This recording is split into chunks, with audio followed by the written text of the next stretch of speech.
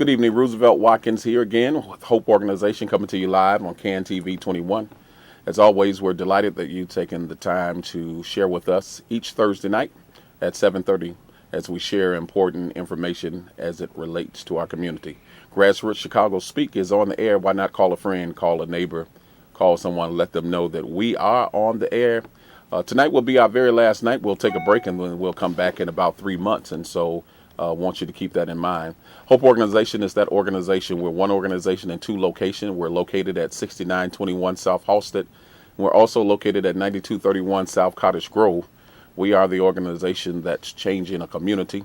Let me remind you, as always, there are important things that we like to share with you about the things that Hope Organization is doing. One of the things that we want to continue to remind you, if you need assistance with your light and gas bill, if you're on the PIP program, that program is still going on, along with the weatherization program. And so if you need assistance with the PIP program and the weatherization and hardship, it's still available. And so you can get assistance with your light bill and your gas bill. And so we don't want you to sit in the light, just the lights. Just don't want you to sit in the dark.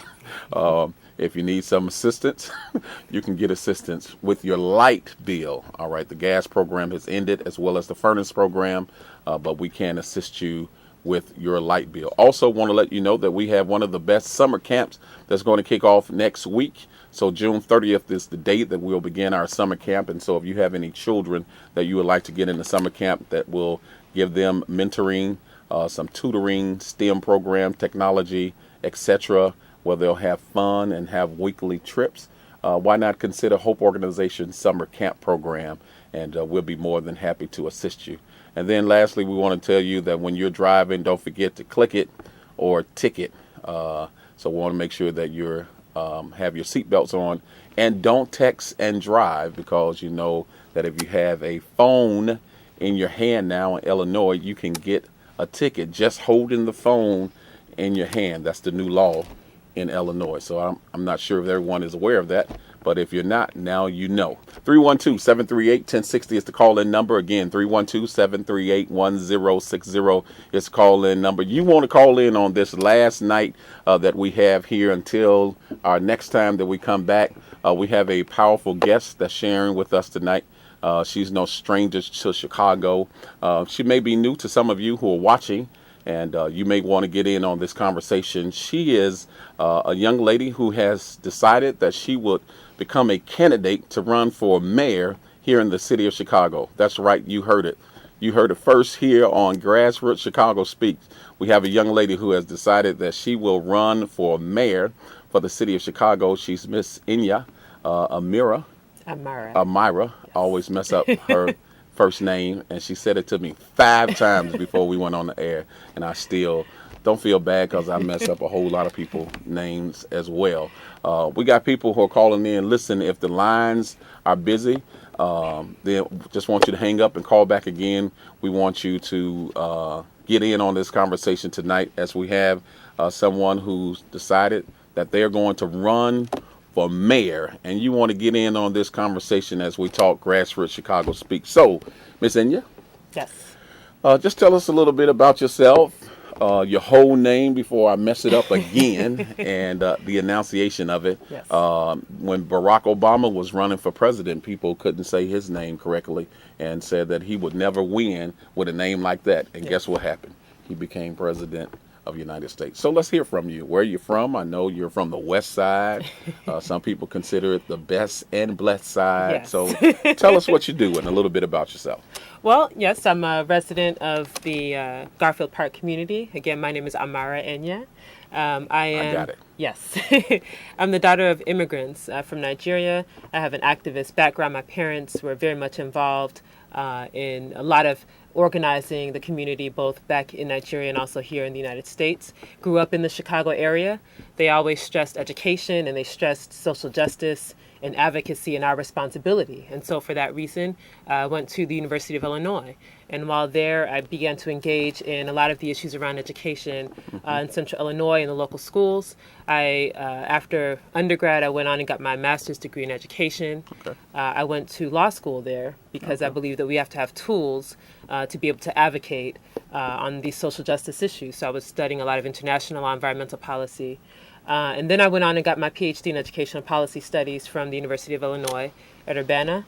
And that was me furthering my work in education equity and looking at the equity issues in our public school system. So that was largely what I studied. From there, I knew that I wanted to understand how policies are made at the very top levels of government because they impact people. And so for that reason, I intentionally went to work in City Hall, in the mayor's office in Chicago. And that gave me the ability to really understand the inner workings of this system, to understand how it's not working for us, why it's not working for us, and what exactly needs to change. So you worked under which mayor? Under Richard M. Daley. Okay.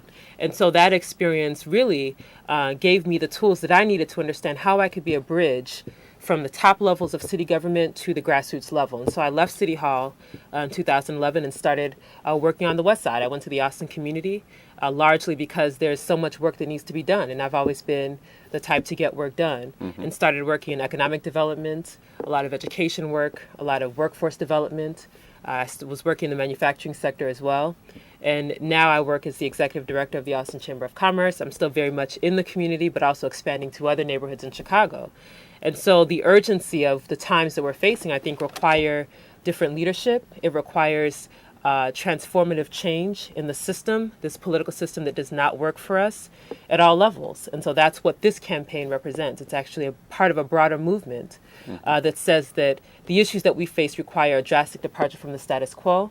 And it is our responsibility to usher in that change, people who have the values that we speak about. And so that's what led to my decision to run.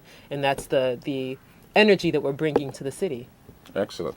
All right, we have a caller that's on the line, and so we'll take this caller, and then we'll come back and ask you a few questions. 312-738-1060 is the call-in number. Roosevelt Watkins. Caller, are you there? And what's your name? Hey, Amara. It's me, Chewy. Hi, Chewy. One of your biggest fans here on Facebook and everywhere.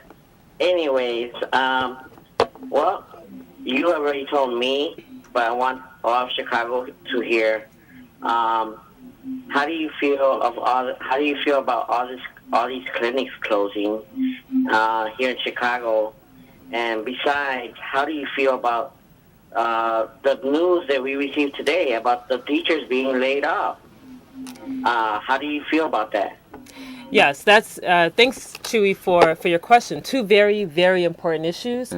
First, on the clinics, the mental health clinics that were closed that Chewy's referring to, there were 6 that were closed in 2012. And I think it causes us to ask the question of what are our priorities as a city? Right. How do we treat our most vulnerable population? And so for me to save I think it was $2 million out of our entire budget by closing those 6 mental health clinics was wrong. I think it sends a message about how we value that population. And I think at a time where we actually need to be expanding services to that population, because whether you access those services or not, you will be impacted by it. And so Absolutely. I'm a very staunch opponent, very much against the closing of the clinics, and very supportive of those who've been advocating. The many groups have been advocated to keep them open and still advocate for those who utilize those services. On this recent announcement that just came out today that I think 1,100 teachers are going to be laid off. Wow. In CPS. This is huge. I think what this means is that the biggest enemy of public education in Chicago is our very own mayor. I think that's the message that this sends. I think that it is continuing the disinvestment in our education system. It is undercutting the ability for our children to have access to high quality teachers and staff. I think we should call it what it is. It's a hatchet job in CPS on the backs of those of us who live in the community, our children who go to those schools, and the families who advocated not only against the school closings, the 50 schools that were closed, but the layoffs that took place last year. And now this is the latest blow that we're being forced to accept. And so this is, the message is clear that the enemy of the school system in the city is actually our very own mayor. And we have to continue to fight against these policies that are destroying our public education system. Okay, so some people have asked, why now, and where have you come from? And the other question is, what's your platform? So maybe you want to address people who may think that you haven't been working in the community, that you just popped up overnight, and that why now have you decided to run?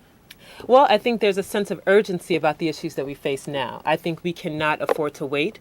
If you see what's happening in the community with the level of violence and crime, the closing of our schools, our city's fiscal circumstances, the corruption and cronyism that has degraded our very democracy, there is a sense of urgency that we need to address those issues now.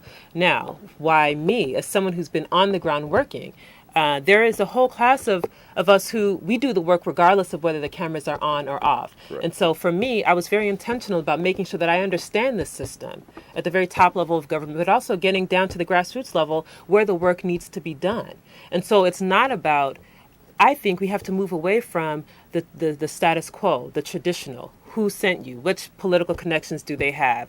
How many, who blessed them? Because we know that the status quo has not worked for us, and it is not working. And so, in order to create a system that works, it requires individuals who have adopted a different mindset, people who have not bought into the mindset that perpetuates this system that is destroying our communities. And so, someone like me who comes out of, who is not coming out of that status quo, we need more people like that, who have not bought into that mindset, who are willing to usher in the kind of transformation that's necessary in this city. And so that's what I represent. And I think there are others who are also speaking that same language. So this is not the time for the conventional wisdom. This is not the time for the typical candidate. This is not the time for the typical routes into political leadership in the city. I don't think that we can afford to take that, to use that method that's not worked right now. Okay, awesome. 312-738-1060 is calling number. We have another caller that's on the line. Caller, are you there? What's your name? Yes, good evening, Nadine Griffin here. Hey, Miss Griffin, how are you? I have heard so much about this young lady from a friend of mine, good Reverend Sylvia Jones. Okay, yes. It's a pleasure to see you on my good buddy show, Reverend Watkins. Yes, ma'am. What would you do any different than my very dear, closest friend, Jane Byrne? Because I admire that young lady very much. I worked closely with her. She reached out, not only on the west side, north side, but throughout the city. And I was proud to say that I was a Jane Byrne girl at that time. And you looked just fabulous, and I can see you being the next mayor of the city of Chicago. And congratulations to you on your effort. And Thank you. Reverend, for having this nice young lady on there. And I look forward to seeing you. Okay, right, excellent. Thank you so very much for your call. Thank you. Want to respond? Yes. So our campaign is part of a broader movement that's driven by people. So we are demonstrating that the power of organized people is greater than the power of organized money. Okay. That means that our strength is our ability to engage with the people of Chicago. That means regardless of your neighborhood, regardless of your ethnicity, regardless of your socioeconomic status, that we believe that the people should drive policy in this city and that the people should be engaged in the democratic process. Unfortunately, we have a system that actually prioritizes money over the people of the city, and it has degraded our very democracy. So in the last election, we had 15.7% voter turnout in the March primaries. I think that is a statement about the quality of democracy and the level that people believe that their government is actually working in their interests. And so the hallmark of our campaign is a unifying message. We are uniting the city behind a positive vision where everyone is valued, every community is valued, regardless of where they live, who they are, how much money they make, and that they have a right to have a say in the policies that impact their lives. And that's our message, and our role now is getting that message out into every community in the city and getting them involved. It's not just about one person, it's about a movement. Listen, we want you to know that there's power in participation. And so Yes. in order for you to understand the way we make changes, we have to participate in the process. 312-738-1060 is the call-in number. We have another caller that's on the line. Caller, are you there? And what's your name? Oh, name Mary. Hey, Mary. How are you? All right. I would just like to ask her, how is she going to get her fundings, and how will she get the support of the city council once she, if she could get elected? Because right now we have in the past, I've been a community organizer for a long time, and I did community work. We had so many blacks that's running for a political office. They don't have funding, and they don't have no backing. So we need to get one good candidate, and everybody come together and put the money together and support that one candidate. Otherwise, you're just dividing the vote, and you're going to get the mayor back in, and we still defeating the cause of the purpose, because you need money, and also you need the support of the city council. If you did elect it, when you go to city, one person can go down and make all these changes. Right. All right. Very good question. We'll let her answer. Yes, Ms. definitely. Enyia? Yes. So we understand that the transformative change that we're talking about is not one person. So it's not enough to change just the mayor. So we are actually working with and advocating for individuals that are also running for aldermanic positions, because we know that in order to really change the system, you have to change the mayor, but you also have to have a city council that reflects those values. And so our ability to make sure that we have aldermen that are getting elected in this 2015 election that also share our values means that once the city council is set, once we have a new mayor and city council, we're able to move in alignment. So there isn't a system right now where we have aldermen, but they're and a lot of times they're beholden to the mayor. No, we need aldermen that are empowered, but also have the values to represent their constituencies effectively, not to be beholden to what the mayor wants them to do. And so it's that whole scale, top to bottom transformation that we're talking about that ensures we'll be able to actually change that system. And the second thing is the goal is to ultimately the incumbent, we have to keep him from 50+1. So it's not so much that we have to all get behind one candidate or else all is lost. It's to make sure that we first increase voter turnout in this election. And that's why getting people to believe in the democratic process is important. Because if more people come out to vote, it weakens the possibility of this mayor getting reelected. So we have to concentrate on voter education, voter registration, and voter turnout on that day. By increasing the number of people who vote, it decreases the chances and the likelihood that the mayor gets elected. I think that's where we should be focusing, not so much on all of the potential people that are running, fighting amongst each other to see who will be the one candidate, but how do we make sure that the people in the community are educated so that they can make a decision at least not to vote for the person who's responsible for the conditions that their communities are currently facing. Very good. Got another caller that's on the line. 312-738-1060 is the call-in number. Caller, are you there? And what's your name? Hi, my name is Sylvia Holloway. Hey, Sylvia. How are you? I'm great. Good. Question or comment? Yes, I have a question. Well, my name is Sylvia, and my sister and I, Sybil, co-founded Sib's Breakfast Club. And each month we patronize a different black business. Sybil brings a crowd of about 150 to 200 people to a different black business each month. And I wanted to know your take on supporting black businesses and small businesses in general. All right, great question. I am very much in support. I am the executive director of the Austin Chamber of Commerce, and so every single day I see the issues facing small businesses. I think there are a lot of things that the city can do to facilitate business growth so that entrepreneurs can start their businesses, so that we remove some of the obstacles that a lot of our small businesses face when they begin to operate. So I see those issues every day. I'm a big proponent of supporting small businesses. There are several organizations that do the similar work. There's Bridge, that does work supporting black businesses. There is the Black Mall, another organization, AAA BNA, out on the west side. They do where they call people to support one business a particular day out of the month. Correct. And so those sorts of things I think are important to show that we support our local businesses. And so I've participated in some of those events, and I always advocate for it because I think the small businesses are actually the backbone in our community. They hire from the community. There's less turnover in the community with our small businesses. And so any way that we can support them to grow and thrive in our city is key. There are also some owners that I'm very supportive of. So for example, we have an organization called Blue 1647. It's located in Pilsen. The executive director, Emil Cambry, does training. He's outstanding. Exactly. Right. And the kind of training and technology that our children need to be able to plug into the economy as they get older, Blue 1647 is doing that on a daily basis. Right. This is the kind of workforce development pipeline that should be part and parcel of the city's economic development strategy. So those are the kinds of businesses that I support and will continue to support. Yeah. Matter of fact, we're partnering with him so that we can do technology through the after-school program and coding, Okay. Yes. because we want our children to learn more about coding. Yes. And you'll be hearing more about that as well. Listen, great answer for that. 312-738-1060 is the call-in number.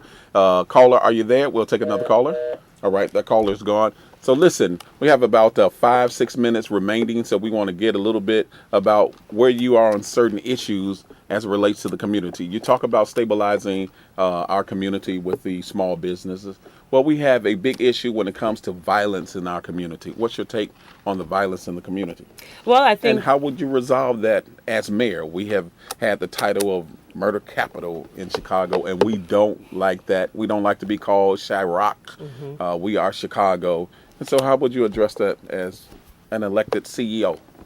Well, violence is not a thing in and of itself. Violence is a symptom of many things that we have not done as a city. Primarily, we have not addressed the poverty and inequity in our communities. We have not invested. So I actually see addressing the violence issue as one first of being honest about it. That means we cannot be manipulating crime statistics in an effort to make ourselves look better, because those of us who live in the community and see it and experience it know better. So it requires investment. It requires investment in programs for our young people, both after school and extracurricular. It requires investment in a comprehensive jobs training program, the same workforce development pipelines that we're talking about. We have to do that comprehensively so that people can get jobs. When they're working, they're less likely to be doing other things. It requires investment in our communities, in basic services. It requires investment in the resources that we need. So, for example, closing 6 mental health clinics is disinvestment. That's a public safety issue that we need to address. Investing in our public schools, making sure that children are getting access to a high quality education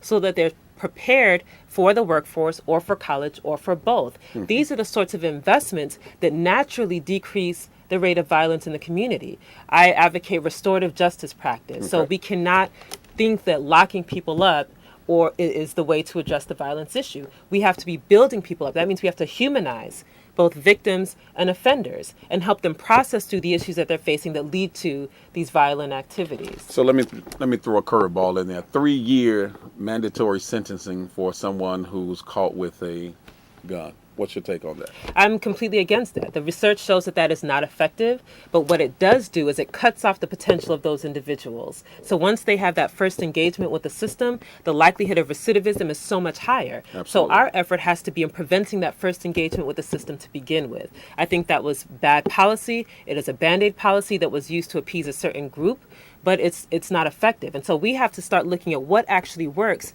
and implement what works, not just doing what seems to be politically expedient. So if you became mayor, you wouldn't be the mayor of just the African American community. You would be the mayor of the city. So How do you address that with people who are saying, what would you do in the black community? And when there's a whole city that would need a CEO to run the city? Well, part of the problem that we're facing is that our leadership has treated the city as two cities, as a very divided city. And so our message is a unifying message. It says that we all rise together, that we cannot be a great city unless we understand that we have to rise together. That means the investments on the south and west side, the southwest side, the northwest side. We have to equally value all of our neighborhoods, all of our communities. We can't draw partitions that if you live south of a particular avenue that you don't get or you're not entitled to high quality schools. Or if you live west of a certain area, you're not entitled to the same business, attracting businesses to your area of the city. Violence will impact you whether you live on Michigan Avenue or whether you live on 63rd and Halsted. And we have to understand that we're all connected. And so our message is a unifying message to say that this is one city and this is our city. And if we believe that, then we have to be concerned about what happens in every area of the city, not just what happens in the specific community in which we live. Okay, very good. So we have about a minute and a half left. What do you want Chicago to know? Well, to get involved in the campaign, I think we can definitely check out the website, www.amara4chicago. That's FOR Chicago.com. In fact, everything is Amara for Chicago. All of our, we're on Facebook, Twitter, Instagram, all of our social media. What's you can the name donate. Again? Amara right, yeah, for you Chicago. You threw it out 4 or 5 times. Yes. I like that. Absolutely. Yes, indeed. Go ahead. I'm sorry to interrupt you. Yeah, so definitely get involved. We're going to be out in full force this summer. This weekend we'll be out at the festivals, the parades, and every week we'll be out. We're still making our way around on the Unity Tour. We're in different communities every week. So if you want to host, you can also invite the campaign to an event in your neighborhood just by going to the website, amaraforchicago.com, and spread the word. This is a people-to-people movement, and so it's important for the people to be involved. Listen, Roosevelt Watkins is excited to have Amara sharing Yes, with perfect. us. Perfect. See, sharing with us tonight, who's decided that she's going to run for mayor of the city of Chicago. Our time is up. We're out of time, but we're definitely not out of information. We appreciate you taking time to watch Hope Organization. We're one organization in 2 locations, and we'll see you in about 3 months. We're going to take a little hiatus, take a little break, and we'll be back to see you. Thank you so very much for tuning in tonight. We'll see you next time, and we're excited to have our guest who was with us tonight, Miss Enyia. Yes. See you next time.